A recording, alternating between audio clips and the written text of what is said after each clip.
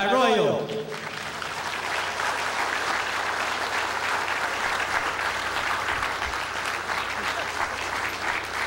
Maraming salamat, Secretary Durano at lahat ng mga naghanda nitong ating selebrasyon ngayon. Speaker de Venecia at lahat ng mga halal na opisyal na narito ngayon. Excellencies of the Diplomatic Corps, members of the Cabinet and other appointed officials, Mayor Atienza at lahat ng mga local officials, distinguished guests, minamahal kong kababayan.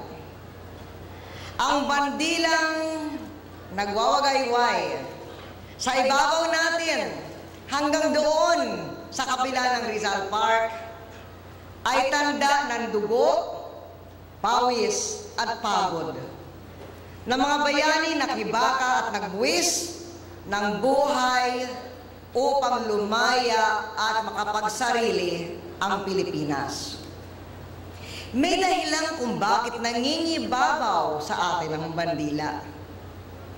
Ang ibig sabihin nito, walang sino man ang mas mataas sa watawat o sa mga batas na nagbibigis ng sambayanan. Gaya ng bandila, tumatanaw ang batas sa ating lahat.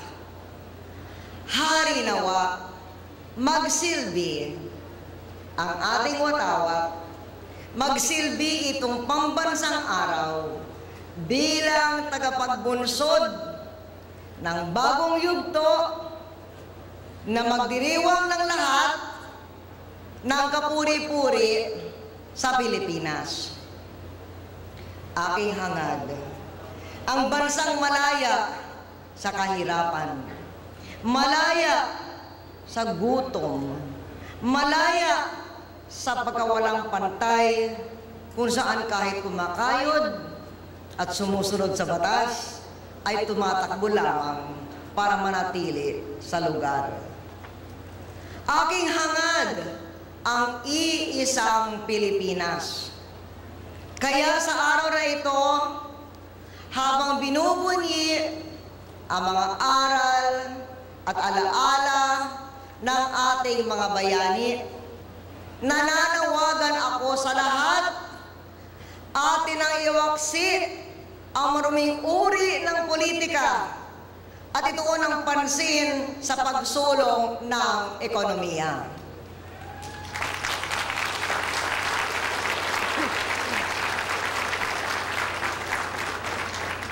Dahil ang pagsulong ng ekonomiya ang susi sa ganap nating kalayaan.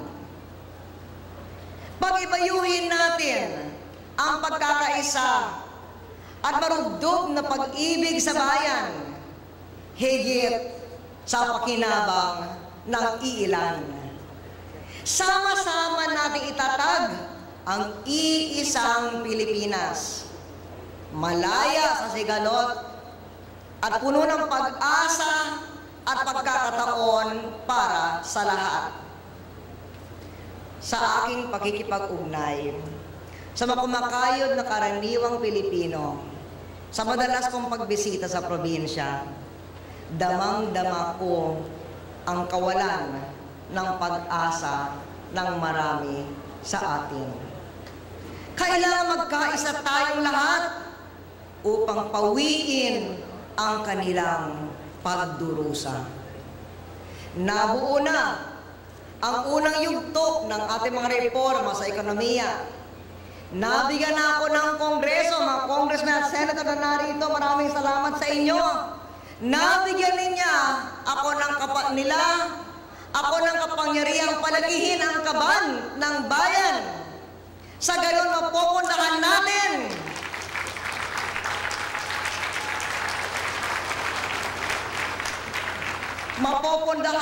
ang maraming matagal nang hinihintay na pangangailangan ng taong bayan. Mapupuntahan natin natin ito na hindi na kailangan utang ng utang na lamang ang asahan para makamit ng bansa ang ilang mga ito. Narito si Senator Mar Rojas, kinakatawa ng Senado. Maraming salamat din, Senado at Kongreso. Ngayon, sinisimulan natin ang ikalawang yugto. Bahagi sa ikalawang yugto ang mga reforma sa administrasyon mismo. Kukubra tayo ng kabanang bayan hindi lamang sa pamamagitan ng bagong buwis, kundi sa pagitan ng mas mabisang pagtrabaho ng ating mga kawani, sa pamamagitan ng pagsugpo ng katiwalian. Kaya, dito sa ikalawang yugto, hinahangad natin na sa loob ng 3 taon, babawasan ng kalahati ang paglaganap ng katiwalian sa pamahalaan.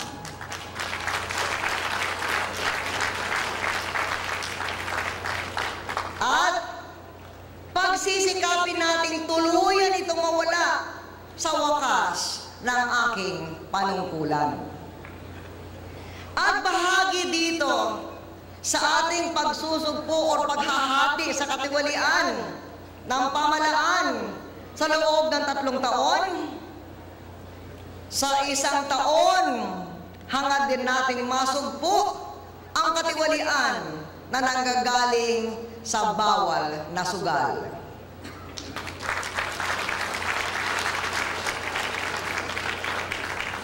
Opo, nagsimula na ang ikalawang yugto.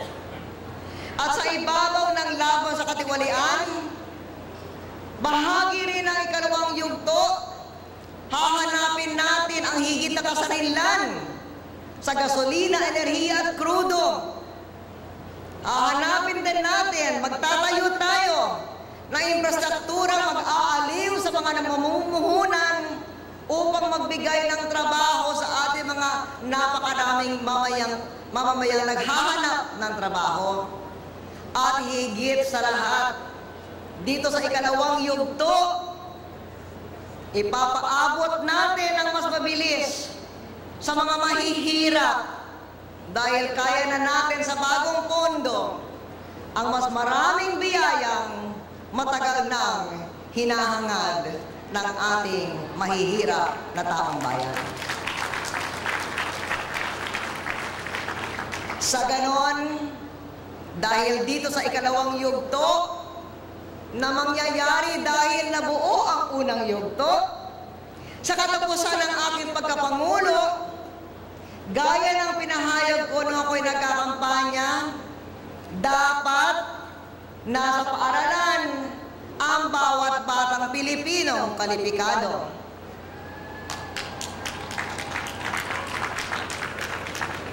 At dapat karamihan ng pamilyang Pilipino ay may anak na nag-aaral sa kursong makakapagbigay ng hanap buhay. Sa makamit natin ang ikalawang yugto, pupuspusin pa natin ang nalalabi sa 10 puntong programang pinahayag kung ako'y nagsumpa bilang Pangulo ng 1 taon. Programang makamahirap, makakaunlaran, at makapayapaan. At sa ganon sa ating pagbuo at pagtupad ng 10 punto ng ating plataforma, gaya ng sinisikap natin bilang Millennium Development Goal, ating mahahati ang porsyento ng maralita sa lipunan at patitiyak ang pagkain sa bawat mesa.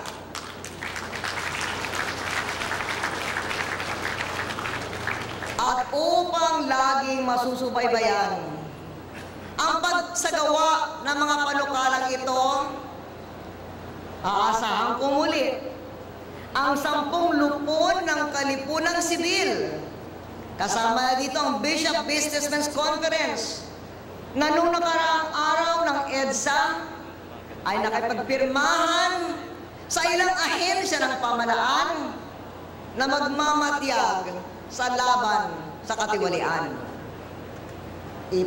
Ilalawak natin itong pagsusubaybay nila, hindi lamang yung laban sa katiwalian, kundi na rin yung pagsulong ng edukasyon para sa lahat at yung paghati ng kahirapan sa ating bayan. Mga kababayan, ang watawat ang sagisag ng kapangyarihan at determinasyon. At itatag ninyo sa bato, ipamamalas ko ang kapangyarihan at determinasyon upang matipuno ang ating demokrasya at nakatutok sa tamang landas ang sambayanan.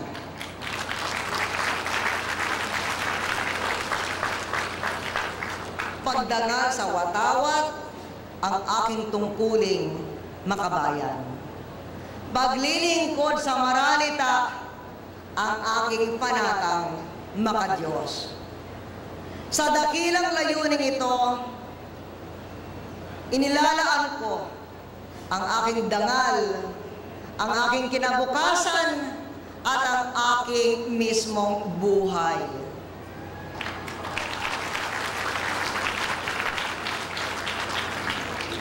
Sa dakilang pambansang araw na ito naman, mga kababayan, ang hinihiling ko sa inyo, mga minamahal kong kababayan, tulungan ninyo akong maging mabuting Pangulo. Maraming salamat. Mabuhay ang Pilipinas.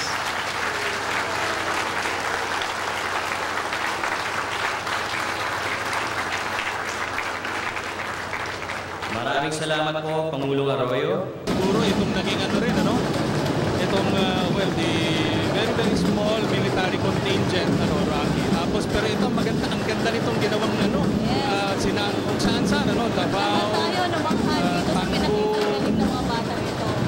Now, joining us at this particular juncture ng ating pag-aatid sa inyo, pagsasaipakuin ng ating Araw ng Kalayaan na pagdiriwang sa 107th anniversary na ito. No? Kasama natin si former Governor Oben Pagdanganan, siya ang hepe ngayon ng ating Philippine International Trade Corporation, and of course, siya ang ating chairman ng ating Southeast Asian Games Organizing Committee. Good morning, sir, and welcome. Happy Independence Day. Good morning.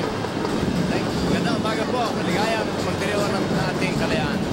Well, sir, nakikita ko yung nakikita ko yung tema ng ating Pangulo kanina, All around, nakikita ko bumabalot, yung tema ng pagkakaisa, naway pagkaisa. Your own insight, sir. Well, ang celebration ay napakaganda, makabuluhan, simple, at kinakatawa nito yung sinasabi ng Presidente, pagkakaisa sa ilalim ng isang watawat. Kailangan talaga labanan ng tunay na kaaway, yung kahirapan, katiwalian, at itanghal at dangal ng Pilipino. May banggit din ang ating Pangulo doon, sir, actually, doon sa isang tabi na natin siguro ang petty politics. Oo, kaya nga, yung Team Philippines ang laban dito sa kahirapan. Kaya yun ang talagang nais nating itanghal. At ang totohanan, doon sa ating opening, nandun din yung Southeast Asian Games na dito gagawin sa Pilipinas. Sa November 27, December 5. Ang tema po natin dito ay Team Philippines, Dugong Bayani. Kaya angkop na angkop sa pagdiriwang at ito parang kick-off na rin. Pagkat itatakal natin dito,